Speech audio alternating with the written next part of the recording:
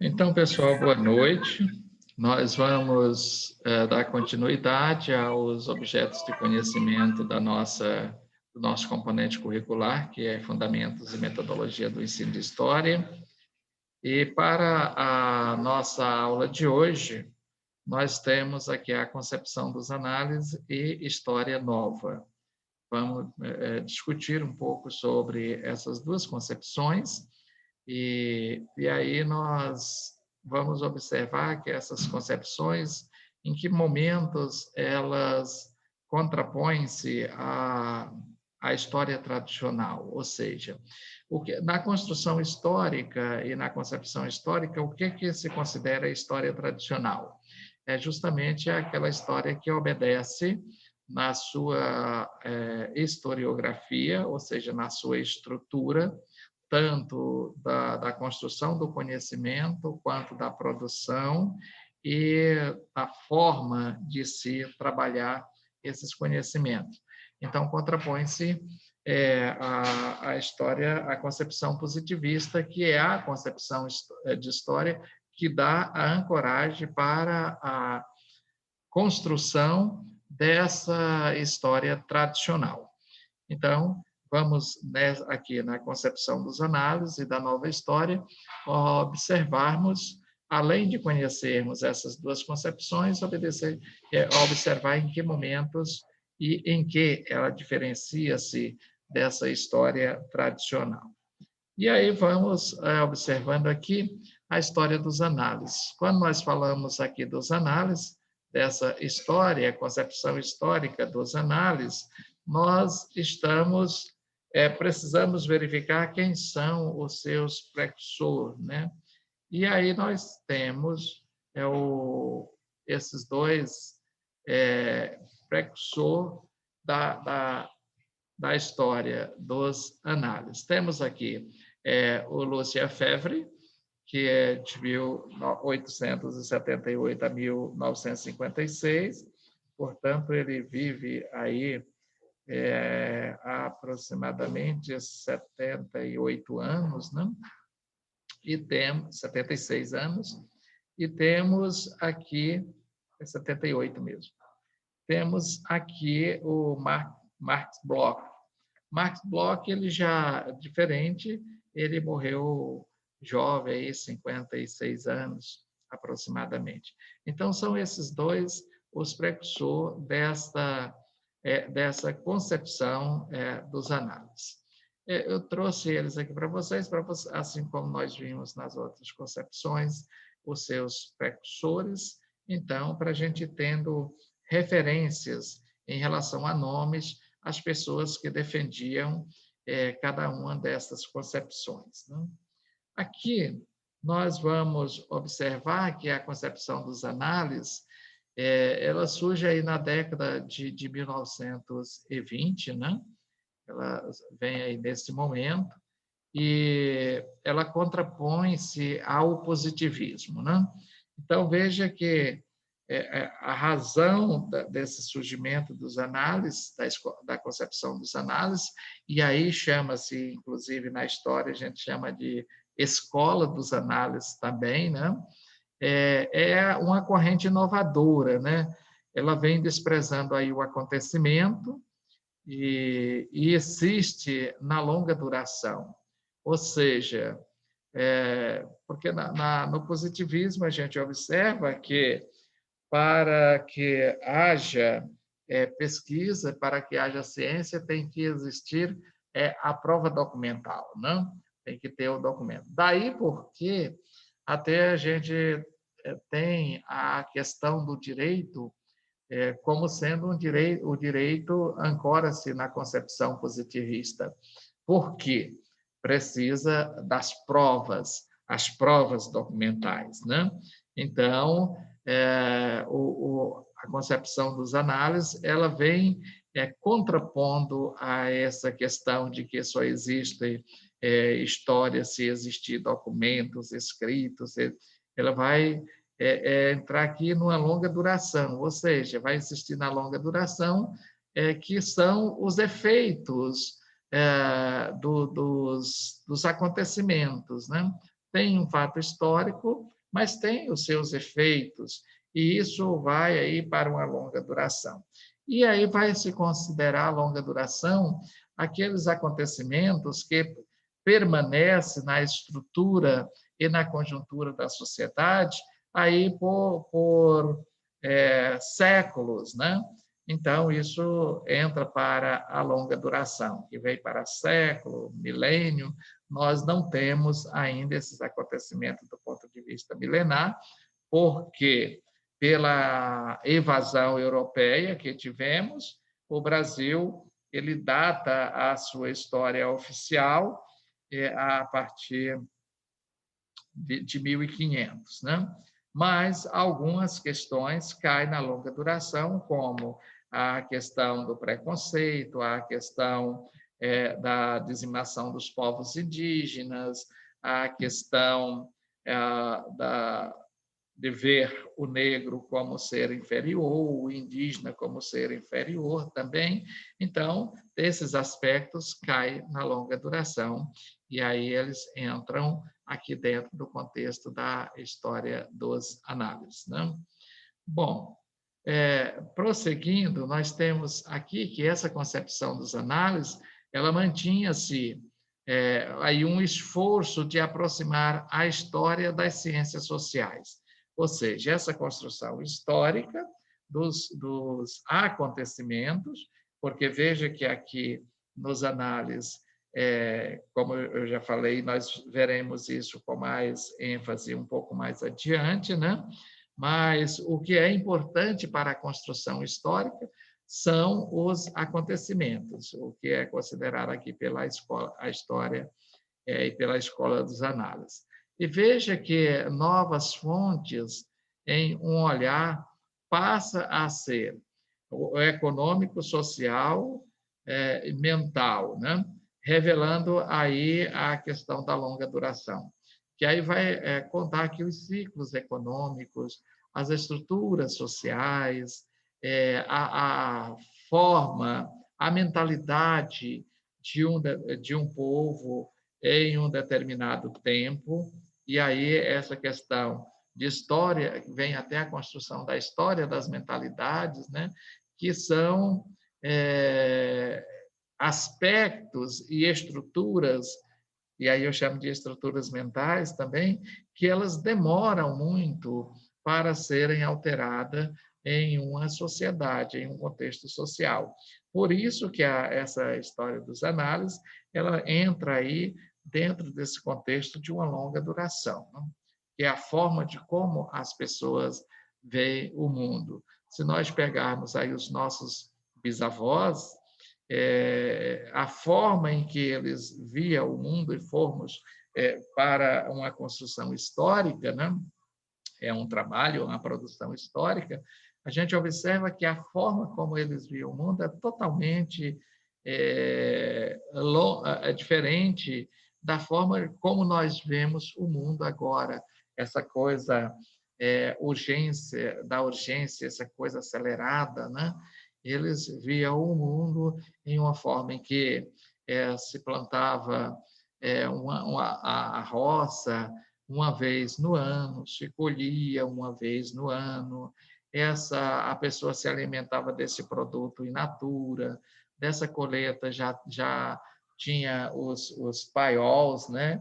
Que era o local onde guardava os alimentos, guardava ali o arroz, o milho, o feijão, e ficava ali guardado para serem consumidos durante um ano e também para a ração do porco, do cavalo, dos animais, das galinhas, que ajudava e fazia parte dessa cadeia alimentar, principalmente o porco e a galinha, e às vezes até o feno para alimentar o gado em determinados momentos do ano, né, pela escassez de um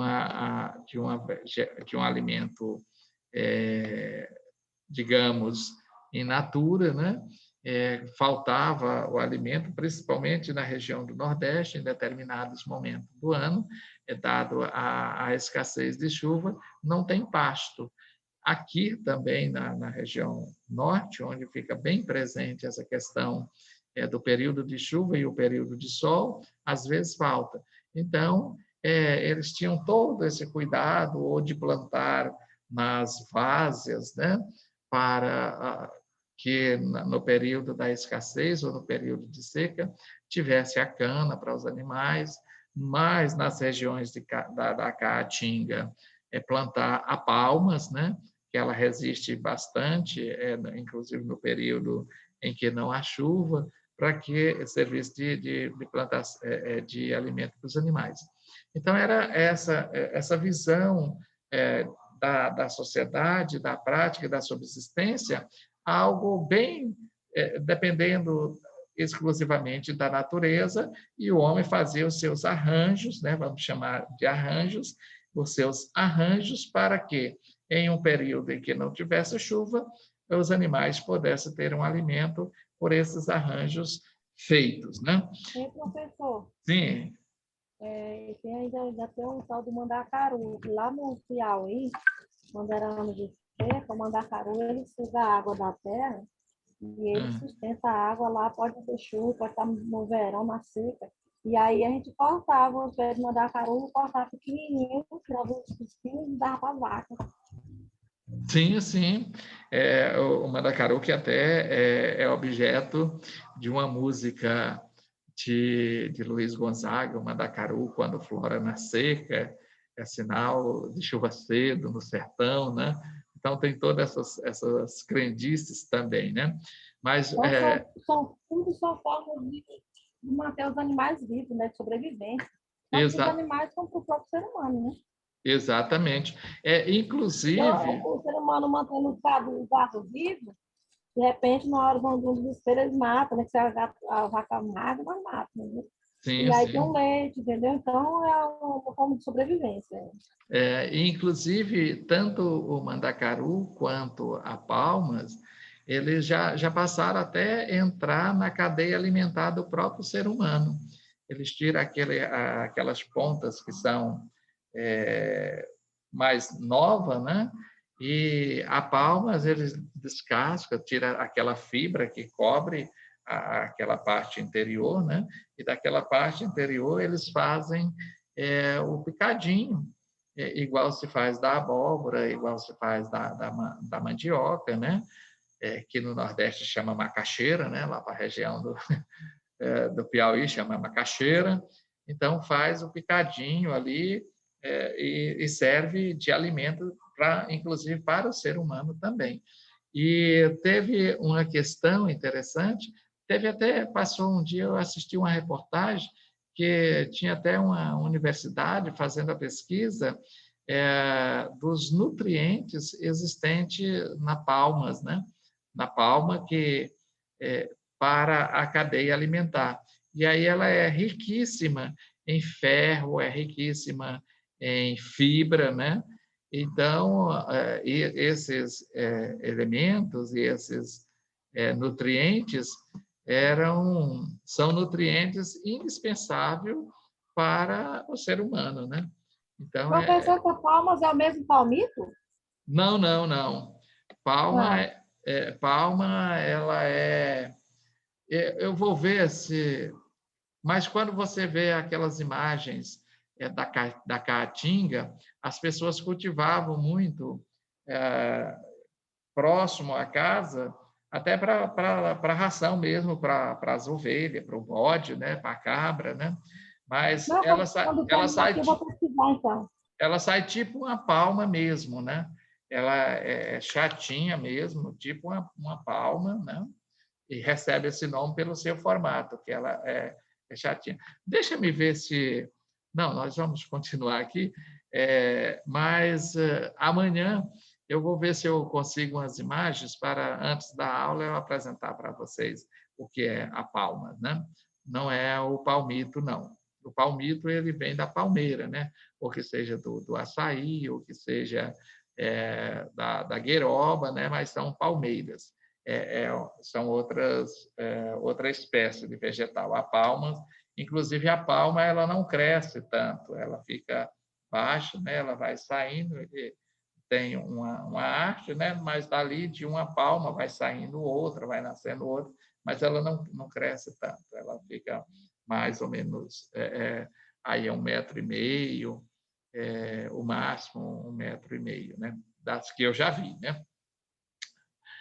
Bom, e aí eu estou falando disso tudo para falar para vocês que eu estava falando aqui das estruturas mentais, a forma como os nossos avós ou bisavós viam o mundo. Hoje, se a gente for perguntar, conversar algumas temáticas com a sociedade, o membro da sociedade atual, principalmente dessa nossa geração, a coisa é muito acelerada, né? É aquilo como os ciclos econômicos, eles já são muito rápidos, né? Nós vimos aí alguns governos que tiveram problema porque começaram em um momento econômico muito bom e, de repente, há um desmantelo e aí a economia desanda e já vem um outro. Os Estados Unidos, por exemplo, teve isso, né? O Barack Obama assumiu, estava tudo tranquilo, de repente a economia deu um nervosismo no mercado, né? Eles até consideram isso, do nervosismo no mercado, né? E aí a economia entra em crise, mas antes mesmo, aí é onde o governo tem que ser ágil para estabelecer ações, né? Para alavancar a economia. Mas antes dele sair, a economia já tinha se recuperado, já estava recuperado, totalmente recuperado, né? Então, os ciclos hoje são muito rápidos, né? Diferentemente da longa duração. Às vezes, existe dentro desses ciclos que eles aconteçam, mesmo que eles aconteçam rápido, mas existe pensamentos e fórmulas que vieram lá da longa duração para dar sustentação à solução desses problemas, né? Bom, prosseguindo aqui, a concepção dos análises preocupa-se com a história total, onde tudo é história, ou seja, essa história total. Não vê que só os grandes acontecimentos que são história, onde somente o documento que comprova que pode existir a história, né? Então, quando eles falam dos documentos ligados à vida cotidiana, então eles trazem isso aqui. Não são só acontecimentos, documentos que retratam os grandes feitos, né? Ou os grandes fatos, os fatos históricos considerados pela visão positivista como legados que devem ser registrados. Não. Aqui eles vão preocupar com documentos que estão ligados à vida cotidiana. Exemplo, com ofícios, cartas, editais, lista de preço, salário em um determinado momento do ano, né, em uma determinada época, certidão de batismo das pessoas, certidão de casamento, certidão de óbito, então, contratos, testamentos, inventários, dentre outros. Então, na concepção dos análises, todos esses documentos aqui produzem história, eles trabalham com essa concepção de uma história total. Então, não são somente as matérias de jornais, as matérias de revista, os fatos históricos da Primeira Guerra Mundial, Segunda Guerra Mundial, a quebra da Bolsa de Nova York. Não, ele não vai preocupar que só isso é história, e só os documentos que retratam esses grandes acontecimentos que serve de ancoragem para uma pesquisa histórica. Mas eu quero saber aqui a relação de uma determinada época, se houve mais casamentos em uma década, fazendo aí um comparativo com outra década, digamos da década de 90 para a segunda década do século XX, né? Então, eu vou aos cartórios para observar as certidões de casamento, quantos casamentos houve naquela década e quantos houve agora na segunda década do século XX, que foi aí de 2011 a 2020, né? Então, eu vou ver essa questão das certidões de casamento, ver nos cartórios como ocorreu isso. Então, fazer uma comparação dos óbitos. Eu quero pesquisar a história da vida, né? A história da vida ou a história da morte, né? De quantas pessoas morreram no século, ou seja, na década de 90, quantos morreram na primeira década do século 20. Então, eu vou atrás dos certidão de óbito. Então, tudo isso vai ser documento, e a partir daí eu tenho uma história social, né? É uma história social, que é um ramo da história também, a história social, que fala da vida da sociedade nesse momento, né? Então, ela vai preocupar com essa história total e com essas questões, os inventários, o comportamento familiar após o óbito dos patriarcas ou matriarcas, né? Então, eu vou trabalhar com os inventários. Como foram feitos esses inventários? Quem eram os responsáveis por esses inventários, né? Então, eu vou construindo essas histórias a partir de documentos que, na história tradicional, não são considerados. Trabalhar aqui com a questão da recuperação da malha viária, né, de uma determinada região. Então, eu vou trabalhar com os editais, quantos editais foram feitos, quantos deles foram cumpridos para a malha viária de uma determinada rodovia, né? Então, tudo isso vai nos servir de documento para a história dos análises, né? Eu quero saber como são tratadas as questões ligadas ao feminicídio, né?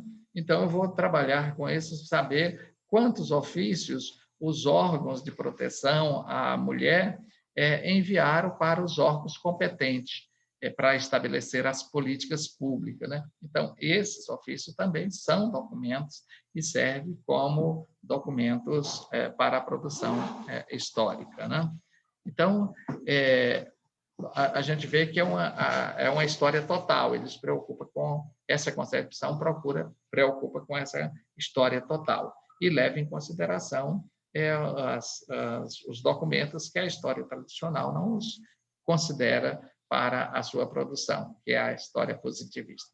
Todos os documentos são utilizados para preencher os silêncios antes deixados pela história tradicional.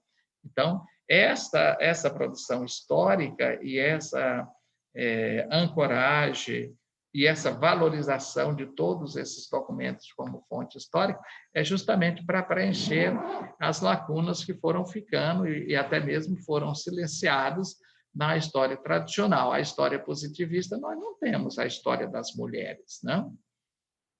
Por que não temos? Não interessava, não? Então, conta-se a história dos heróis, os acontecimentos, fatos históricos considerados como significativo para a sociedade. Agora, na concepção positivista, a gente já trabalha com a história das minorias também, já se trabalha com a história da mulher, a história da criança, né? O historiador tem como objetivo vencer o esquecimento, ou seja, e como é que eu vou vencer o esquecimento, né? É privilegiar como documento aquilo que não era privilegiado anteriormente, não? E aí sim, vamos aqui na concepção dos análises, observar essa questão aqui, né? Segundo Reis, 2000, na página 24, surge a história problema, ou seja, é o problema e não o documento que está na origem da pesquisa. Então, veja que a forma como História dos Análises, encara essa produção histórica, é o problema. Se tem um problema, então há ali uma fonte de pesquisa. Inclusive, para nós fazermos uma pesquisa, nós temos que apresentar o problema da pesquisa, não é isso? Então, esse problema é que vai alimentar a nossa produção científica. Então, veja aqui, na história tradicional, que é o positivismo, sem documento não há história.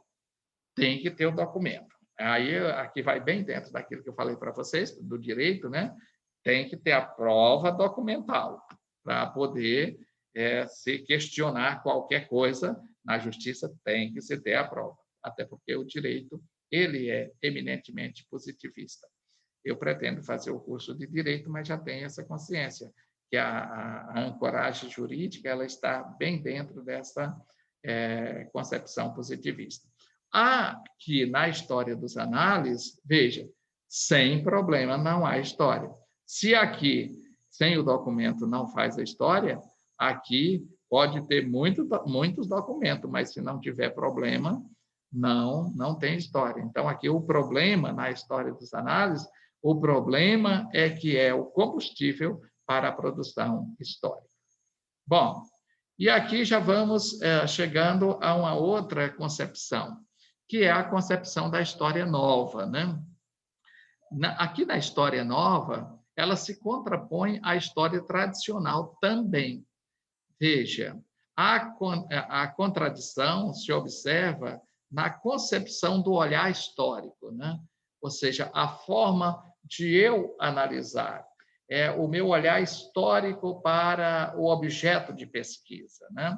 O surgimento de novos objetos de pesquisas na história, que agora não são igual lá na concepção da história tradicional, que é a história positivista, não são simplesmente os documentos que registram os grandes acontecimentos que serão a fonte histórica. Aqui, não. Nós temos, na concepção da nova história, um novo olhar para a produção histórica. O surgimento de novos objetos. E quais são esses novos objetos? Eu até já falei para vocês, esse olhar para as questões, e aqui a história nova, ela aproxima-se muito da história dos análises.